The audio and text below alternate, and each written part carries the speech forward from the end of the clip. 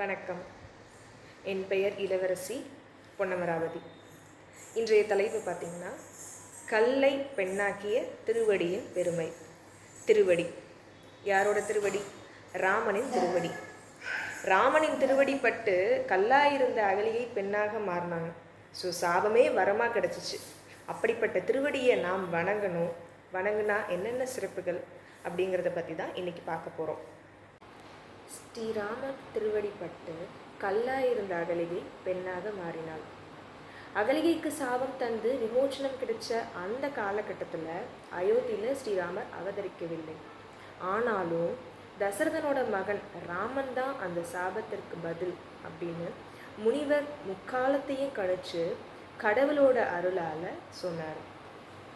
உலகத்தில் மிகப்பெரிய விஷயம் கடவுளோட திருமுகத்தை வழிபடுறதை காட்டிலும் திருவடிகளை வழிபடுறது மிக விசேஷம் அப்படின்னு சொல்கிறாங்க.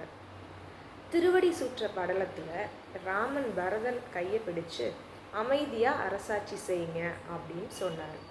பரதனும் வேற வழி இல்லாமல் அதை ஏற்றுக்கிட்டு ராமரோட சிறப்பு மிக்க திருவடி பாதுகை ரெண்டையும் கேட்டார். ராமரும் பரதனுக்கு அதை கொடுத்தார்.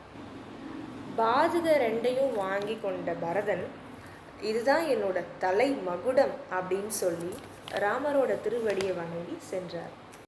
தேவர்கள், முனிவர்கள், பக்தர்கள் இவங்க எல்லாரும் ராமரோட திருவடியை வணங்கி வைகுண்ட பரமபதம் அடைஞ்சாங்க.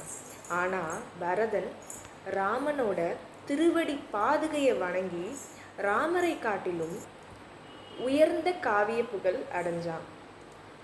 பரதாழ்வான் அப்படின்னும் போற்றப்பட்டான். நற்செய்திகளை தாங்கி வருவது, தக்க சமயத்தில் உயிர் காப்பது, நான் என்ற கர்வத்தை அழிப்பது, இது எல்லாமே அனுமன் அவதாரத்தோட சிறப்பு. சின்ன திருவடி ஞான கடவுளான ஆஞ்சநேயர் தன்னோட அங்கத்தில் ராமரை பதிச்சு தன்னை ராமரோட பாதத்தில் அர்ப்பணித்து சிரஞ்சீவியாக வாழ்ந்து கொண்டிருக்கிறார். அது மட்டும் இல்லாமல் திருவடியோட சிறப்பு இன்னும் நிறைய இருக்கு.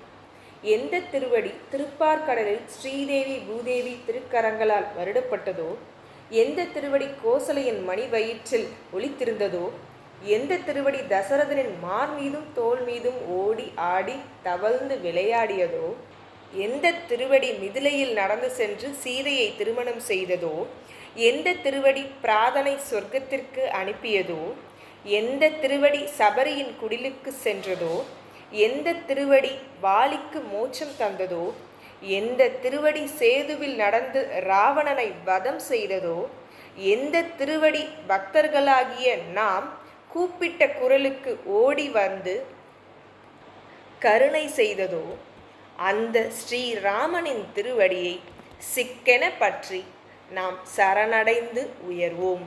ஜெய் ஸ்ரீராம். நன்றி.